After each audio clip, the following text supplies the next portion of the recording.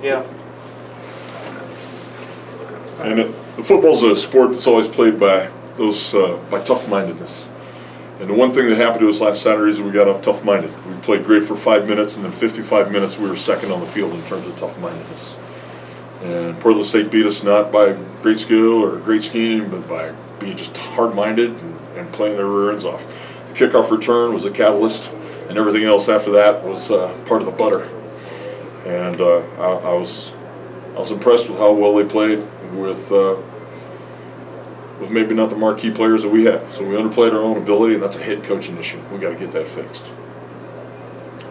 How do you teach tough-minded? I think that's the cool part about being a head coach in any sport. I think it's part of being half teacher, half motivator, mature maker.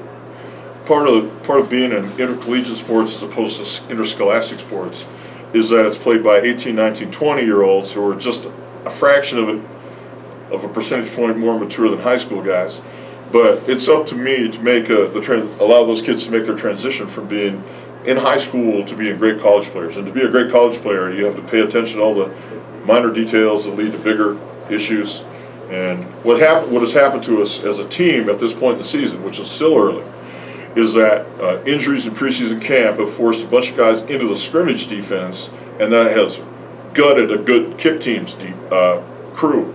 Now, what I have to do as a head coach, because I'm also in charge of kick teams, is mature my kick team's crew back to the level we were at last year with a bunch of seniors who are really, really good players in those teams.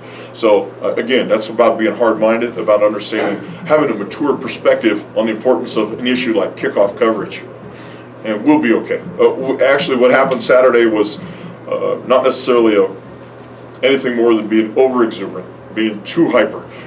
9 guys ran right to the ball like a dog chasing a bone instead of staying in their lanes and covering the kick the way they need to. So the most important thing for me is to be a good teacher and to have those guys mature what I'm teaching. So Thomas Vazorka is getting back? Thomas Vazorka returns as our starting right guard.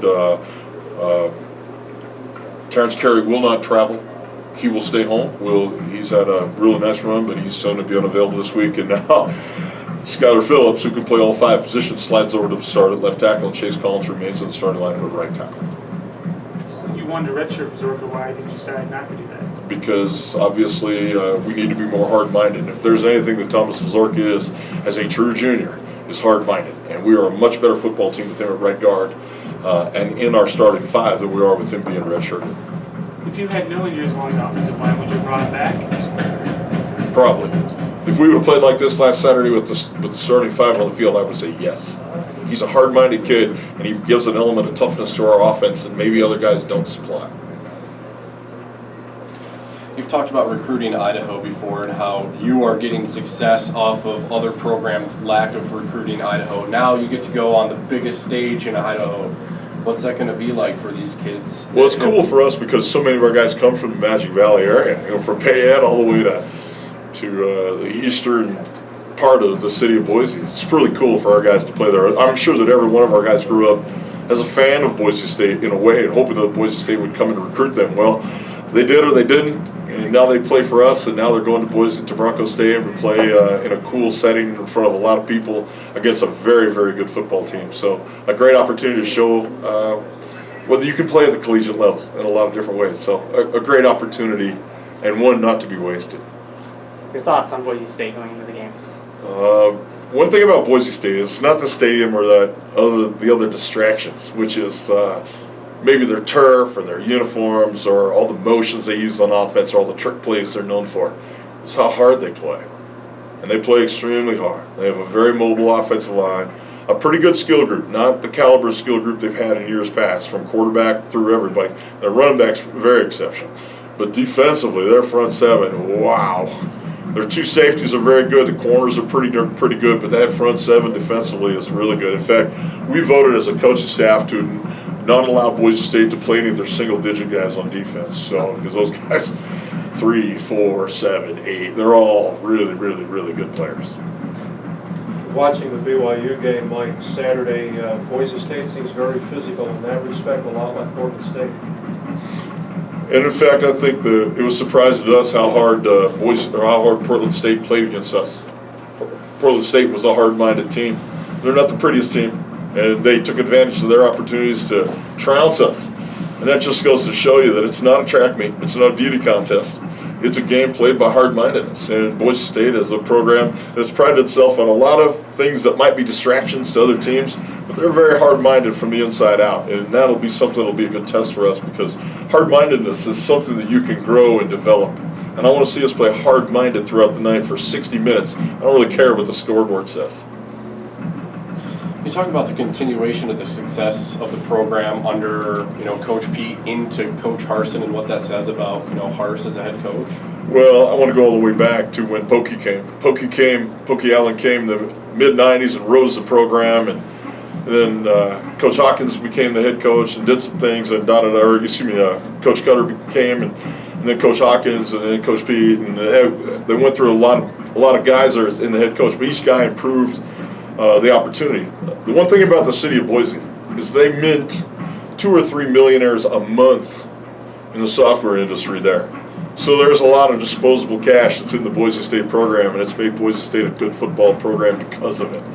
The cool part about it is it's not just about money, it's about recruiting. They've recruited guys that are good fits to what they want to do, guys that come in with a chip on their shoulders, so that when they play those programs above them, they play with their hair on fire, and hopefully we can emulate that type of demeanor as we go into a place that really probably disrespects us in a certain degree. Do you guys relish the opportunity to play a team like Boise State? No, because of it, and the the bald truth of it is that when you're 85 scholarships to 63, it's not fair.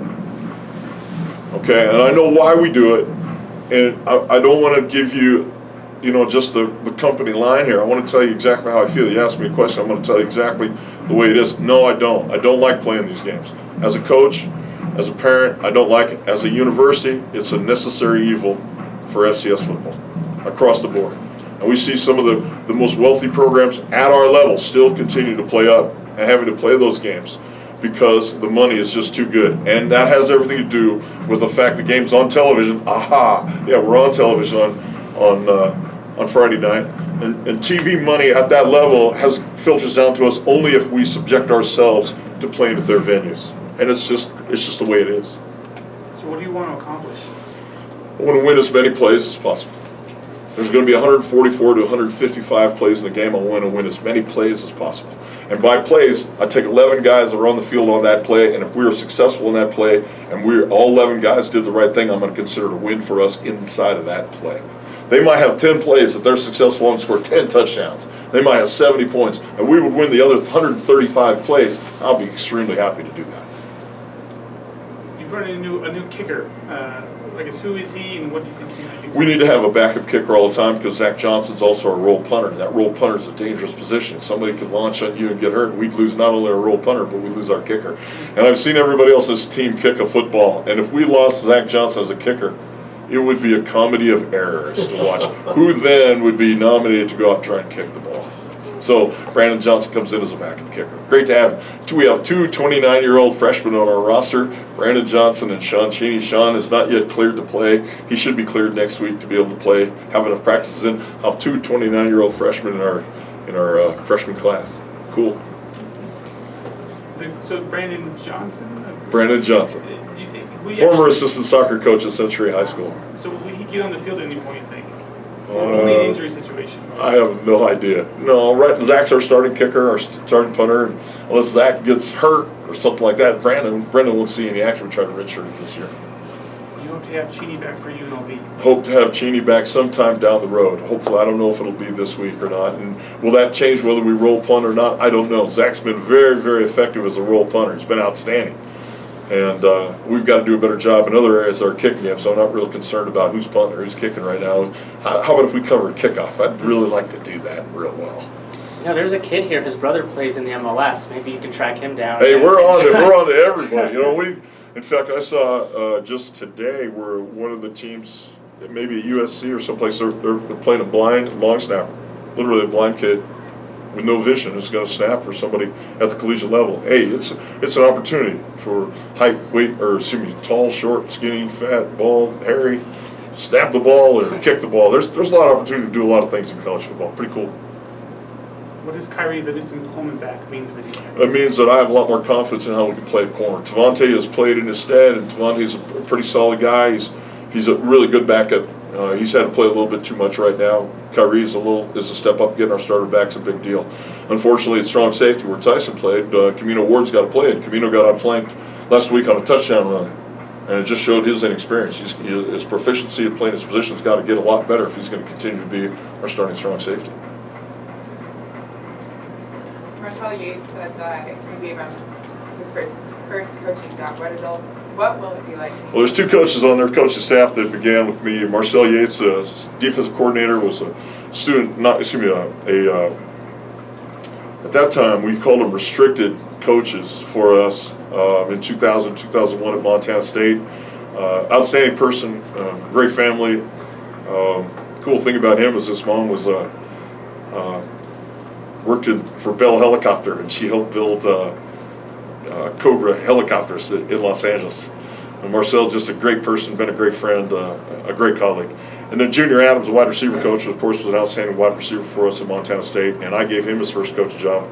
Was on my staff through May of 2007 and has fought his way through a variety of stops to become an excellent wide receiver coach for the Broncos. So be great. I always consider guys that have worked for me as my sons, and it'd be great to see two of my sons on Friday night.